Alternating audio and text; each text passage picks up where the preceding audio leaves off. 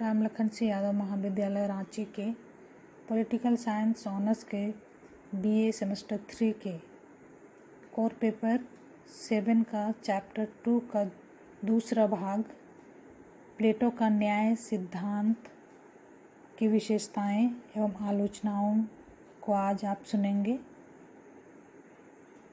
तो प्लेटो ने अपने न्याय संबंधी सिद्धांत में न्याय के बारे में कहा है कि मनुष्य अपने उन सब कर्तव्यों का पूरा पालन करे जिनका पालन समाज के उद्देश्यों की दृष्टि से किया जाना आवश्यक है।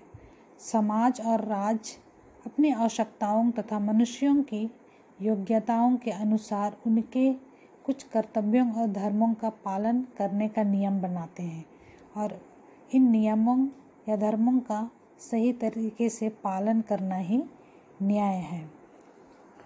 तो प्लेटो ने मानवीय आत्मा में 3 तत्व या प्रवृत्ति मानता है। पहला है तृष्णा या क्षुधा, दूसरा शौर्य या साहस, तीसरा बुद्धि ज्ञान या विवेक। ये तीनों गुण जब उचित अनुपात में मानव मस्तिष्क में विद्यमान रहते हैं तभी व्यक्ति न्याय का पालन करता है। प्लेटो राज्य के संबंध में न्याय का प्रतिपादन करते हुए कहता है कि राज्य में जब शासक निस्वार्थ भाव से शासितों के हितों की रक्षा करते हुए शासन करता है, सैनिक वर्ग प्राणों की बाजी लगाते हुए देश की सीमाओं की रक्षा करता है और उत्पादक वर्ग सब कष्टों को सहन कर अपने उपयोग से अधिक उपयोग की सामग्रियां तैयार करता है या पैदा करता है, तभी राज्य में न्याय स्थिर रहता है। न्याय कर्तव्य पालन से परे कोई वस्तु नहीं है।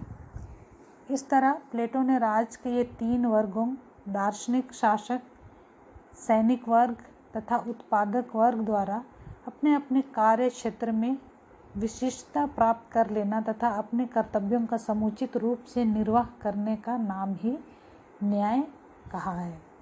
न्याय के सिद्धांत की मांग है कि राजा विवेकशील हो, सैनिक साहसी हो और उत्पादक वर्ग आत्म संयम या तृष्णा से युक्त हो। अगर ऐसा है तो उस राज्य में न्याय का निवास स्थान है, अन्यथा नहीं है। तो न्याय के निवास स्थान के संबंध में भी कहा है कि इसका निवास स्थान वहाँ है जहाँ व्यक्ति अपना निश्चित कर्तव्य पूरा करता है। उन व्यक्तियों के मन में न्याय निवास करता है। तो इस तरह प्लेटो ने न्याय संबंधी धारणाओं के बारे में कहा है। तो आगे हम देखेंगे कि प्लेटो के न्याय संबंधी धारणाओं की विशेषताएं क्या थी। तो प्लेटो के न्याय संबंधी कुछ विशेषताएं हैं। जो पहला है, प्लेटो का न्याय बाह्य या बाहरी वस्तु ना होकर आंतरिक है, मतलब ये मानवीय आत्मा के अंदर निहित रहता है। यह किसी बाहरी शक्ति द्वारा किसी पर आरोपित ना किया जा सके, व्यक्ति की आत्मा की प्रतिद्वंदी है। दूसरा है न्याय अहस्तक्षेप का सिद्धांत या the principle of non interference है। प्लेटो के आदर्श राज्य में प्रत्येक वर्ग के लिए कार्य निर्धारित है और न्याय प्रत्येक व्यक्ति से यह अपेक्षा करता है कि वह दूसरे के कार्य में हस्तक्षेप नहीं करे। तो इस तरह प्लेटो ने पहले भी कहा है कि समाज में या राज्य में जितने भी वर्ग हैं, प्रत्येक वर्ग को अपने अपने कर्तव्यों को पूरी ईमानदारी से करना चाहिए और वह दूसरे के कार्य क्षेत्र में हस्तक्षेप नहीं करे। प्लेटो के न्याय सिद्धांत की तीसरी विशेषताएं हैं विशेष कार्य का सिद्धांत। इसके लिए प्लेटो मनुष्य की 3 प्रवृत्तियां ज्ञान, साहस और तृष्णा के आधार पर समाज को शासक, सैनिक और उत्पादकों के 3 वर्गों में बांटा है। तीनों वर्गों को विशिष्ट कार्य सौंपता हुआ प्लेटो चाहता था कि प्रत्येक व्यक्ति केवल अपना ही कार्य करे, मतलब दूसरे के कार्यों में हस्तक्षेप ना करे और उसमें चरम सीमा की दक्षता प्राप्त कर दिखलाएगा। मतलब अपने अपने कार्यों में विशिष्टता प्राप्त करना ही न्याय है कहा है। चौथी जो विशेषताएं हैं, प्लेटो के आदर्श राज्य में न्याय की भावना तभी संभव है जब वहाँ के शासक दार्शनिक हो, मतलब उस राज्य का शासक दार्शनिक को निस्वार्थ भाव से अपना कार्य करे। योग्य शासन के लिए सैनिक एवं शासक वर्ग में संपत्ति तथा स्त्रियों के साम्यवाद की व्यवस्था हो, जिससे वे निस्वार्थ भाव से समाज की सेवा कर सके। 5वीं विशेषताएं हैं, प्लेटो का न्याय सामाजिक एकता का सिद्धांत है। कार्यों और गुणों के आधार पर विभाजित समाज के 3 वर्ग भिन्न होते हुए भी एकता के प्रतीक है। मतलब ये 3 वर्ग, शासक, सैनिक और उत्पादक वर्ग, ये अपने अपने क्षेत्रों में विशिष्ट रूप से अपने कार्यों को पूरा करने के बावजूद ये एकता के प्रतीक है। तो इन व्यक्तियों और वर्गों में एकता और सामंजस्य स्थापित करना ही न्याय का कार्य है। 6वीं विशेषताएं हैं, प्लेटो के अनुसार राज गुण की संप्राप्ति के लिए एक व्यवस्थित शिक्षा क्रम आवश्यक है। मतलब न्याय गुण की प्राप्ति के लिए एक व्यवस्थित शिक्षा को प्राप्त करना आवश्यक है, जिसके अभाव में आदर्श नागरिक एवं आदर्श राज की स्थापना संभव नहीं होगी। 7वीं विशेषताएं हैं, प्लेटो का राज्य एक नैतिक इकाई है, इसलिए उसका न्याय सिद्धांत भी एक नैतिक मान्यता है जो कानूनी नहीं है। 8वीं विशेषताएं हैं, प्लेटो का न्याय मानव जीवन के सभी पक्षों से संबंधित है।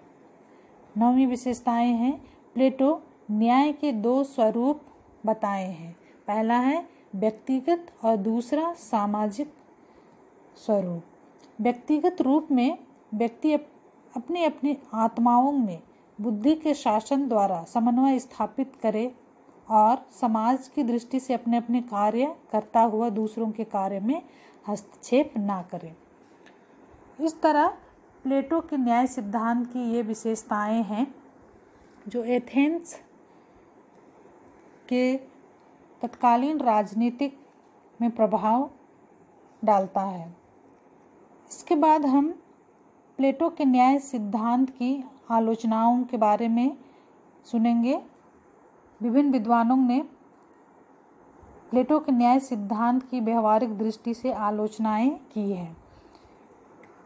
नंबर 1 है, बार्कर के अनुसार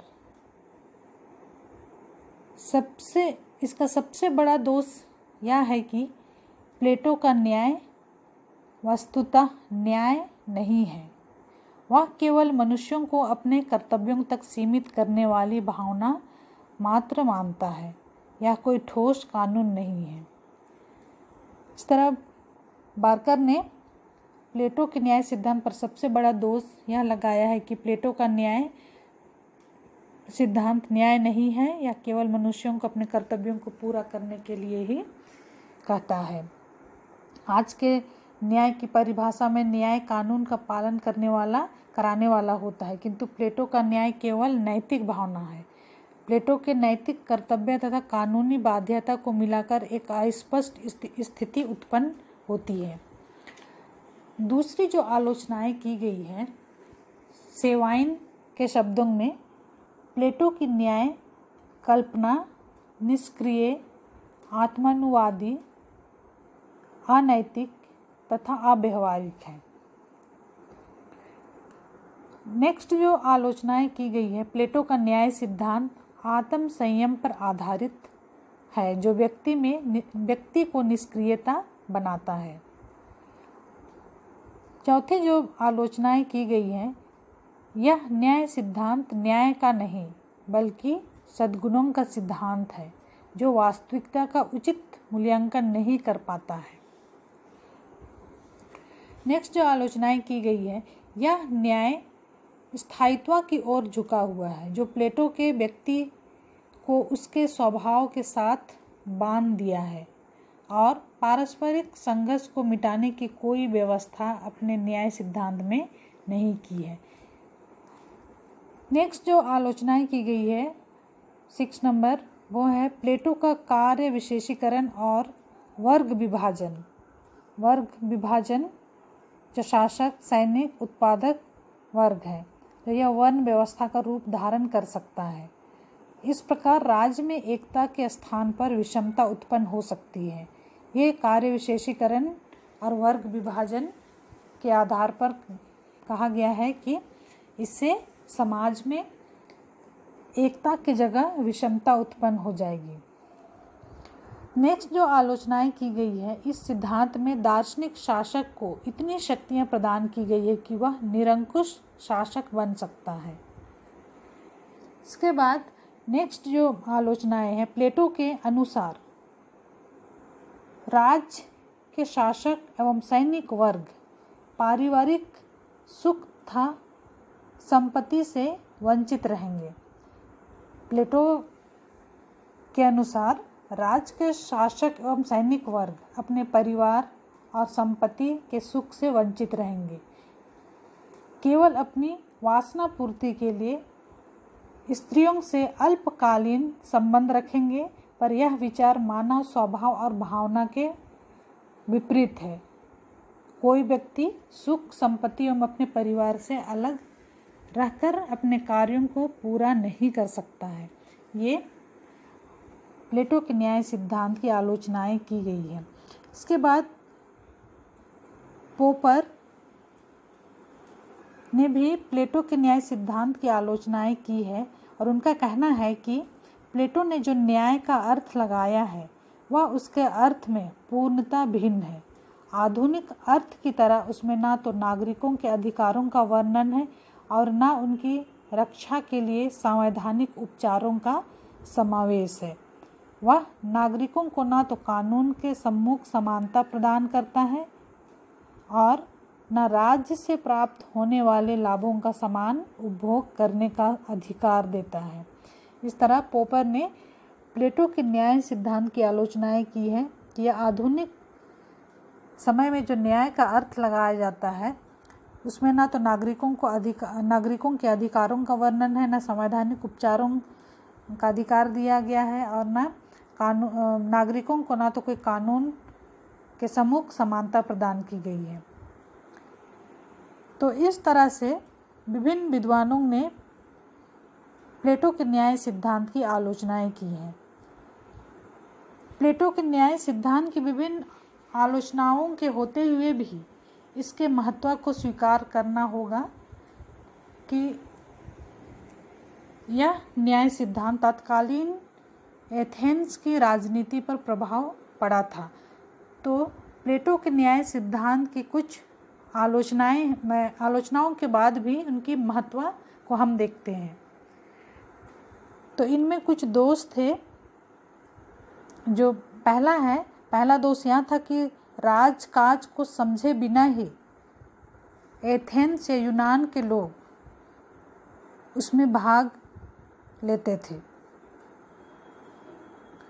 मतलब वहाँ के जन साधारण राजकाज को बिना समझे ही उसमें भाग लेते थे, राजकाज के कार्यों में और हस्तक्षेप करते थे। तो इस दोष को मिटाने के लिए एकमात्र यही उपाय था कि शासक को अपने कार्य का विशेषज्ञ बनाया जाए, कि उस देश या उस राज्य का जो शासक होगा उनके कार्यों में विशेषज्ञ उन्हें बनाया जाए, जो शिक्षा या प्रशिक्षण की व्यवस्था के द्वारा हो सकता है। इस तरह प्लेटो ने अपने न्याय के सिद्धांत में यह करने का प्रयास किया था कि शासक को विशेषज्ञ होना चाहिए। और दूसरी जो एथेंस में जो दोष पाई गई थी, या प्लेटो के द्वारा जो दोष पाया गया था, वह था एथेंस वासी अपनी स्वार्थ सिद्धि में लगे थे। किसी को इस बात की चिंता नहीं थी कि राज पर उसका क्या प्रभाव पड़ रहा है। सब अपने अपने स्वार्थ सिद्धि में लगे थे और अपने राज या अपने देश के बारे में कोई किसी को चिंता नहीं थी। प्लेटो ने यह कार्य व्यक्ति का राज में विलय करके किया। उसके बाद तीसरी जो दोष थी वह था कि नागरिक ऐसे दो प्रमुख वर्गों धनी और निर्धन में विभाजित हो गए थे जो एक दूसरे के विनाश पर तुले हुए थे। इसके परिणाम स्वरूप राज की एकता नष्ट हो चुकी थी। प्लेटो ने अपने न्याय के सिद्धांत द्वारा यह एकता स्थापित करने का पूरा प्रयास किया। प्लेटो के शब्दों में ही राज पर सभी वर्गों का अधिकार है और प्रत्येक वर्ग का राज के प्रति एक आत्मारोपित कर्तव्य है। तो इस तरह से प्लेटो के न्याय सिद्धांत में प्लेटो ने अपने न्याय सिद्धांत में एथेंस के कुछ दोषों को दूर करने की कोशिश की और एथेंस की राजनीति पर उनके न्याय सिद्धांत को स्थापित करने की कोशिश की। धन्यवाद।